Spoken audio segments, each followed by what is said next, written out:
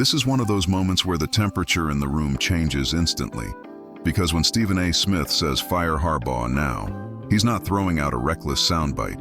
He's detonating a conversation that Ravens fans have been tiptoeing around for years but never wanted to say out loud. This isn't about one missed kick, one bad bounce, or one heartbreaking loss to Pittsburgh. This is about accumulated failure. This is about watching Lamar Jackson's prime years slip by while excuses pile up higher than results. And the most uncomfortable part is that this latest collapse didn't feel shocking. It felt familiar. The Ravens had everything in front of them. Division on the line, season on the line, opportunity staring them in the face. And when the moment arrived, chaos followed. Missed opportunities, mental mistakes, execution breakdowns.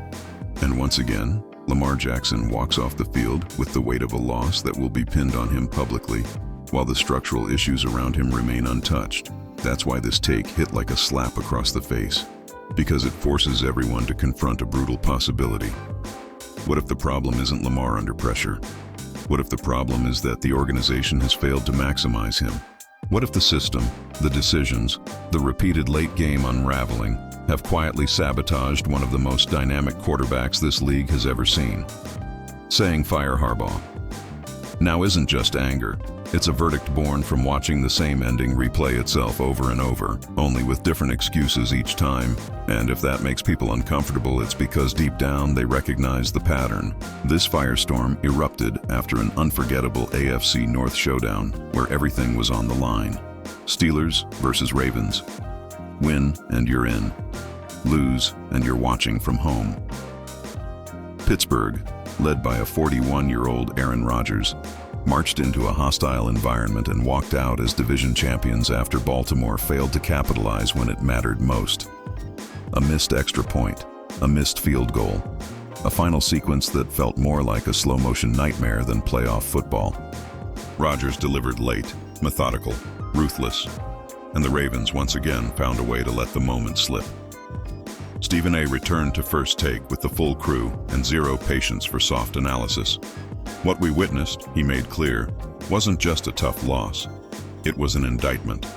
And before we dig all the way into what that means for Lamar Jackson, John Harbaugh, and the future of this franchise, make sure you're subscribed to the channel and hit that like button, because this is the kind of conversation that only gets louder as the playoffs unfold.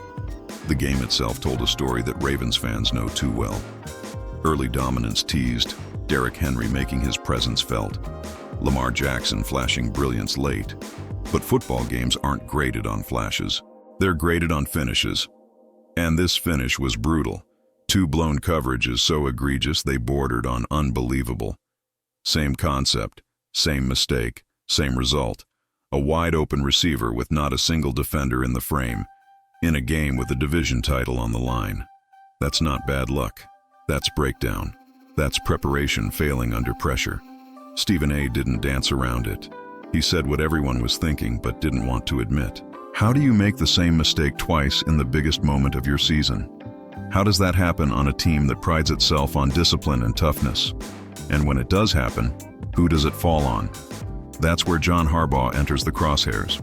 Because while Aaron Rodgers was delivering vintage throws, manipulating defenders with his eyes, hitting tight windows without DK Metcalf, Baltimore was unraveling mentally. Stephen A. acknowledged the brilliance of Rodgers. He gave Tomlin his flowers. He credited preparation, poise, experience. But he refused to let that overshadow the larger issue on the Ravens side. This loss didn't just hurt, it exposed. It exposed a team that still hasn't learned how to close. It exposed a coaching staff that keeps finding itself on the wrong side of late-game execution. And it exposed Lamar Jackson to another offseason where the narrative will circle him while sparing the structure around him. That's the heart of Stephen A., his fury. Lamar Jackson showed up late. He made plays. He kept them alive. But when receivers are running uncovered down the field, when special teams can't deliver routine kicks, when the same schematic error happens twice, that's not the quarterback. That's the operation. And yet, year after year, Lamar is the one absorbing the criticism. Lamar is the one being asked if he can win the big one. Lamar is the one whose legacy is questioned. Meanwhile, the man overseeing it all remains insulated by past success and goodwill. Stephen A. didn't deny Harbaugh's resume. He didn't deny his leadership qualities. What he challenged was relevance. At some point, past accomplishments stop buying future patience. At some point, you have to ask whether a coach is still elevating his quarterback or simply coexisting with him. And that question becomes unavoidable when you watch Aaron Rodgers, at 41 with fewer weapons, execute with surgical precision while Baltimore collapses in avoidable ways. That contrast wasn't just painful, it was damning. The missed kicks will dominate headlines, but Stephen A. was clear that focusing only on the kicker is a cop-out. Pressure exists everywhere in playoff football. Rodgers handled it. Pittsburgh handled it. Baltimore didn't.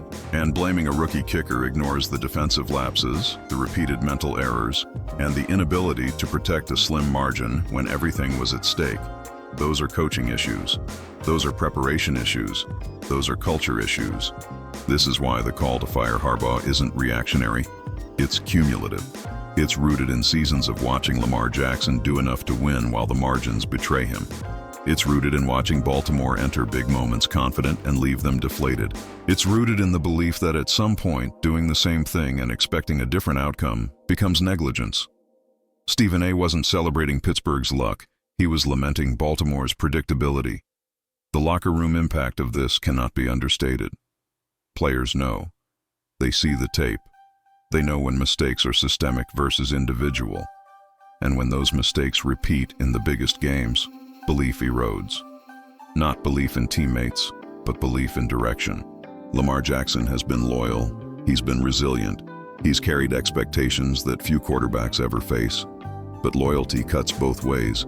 And when a franchise quarterback keeps finding himself in the same painful position at the end of seasons, questions inevitably turn upward.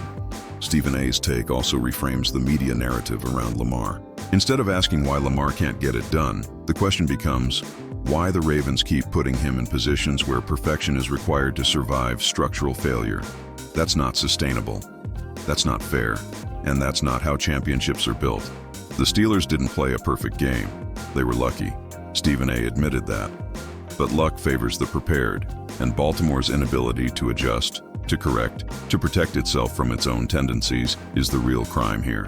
When you fake a toss to Derrick Henry and the entire side of the field vacates twice, that's film room malpractice.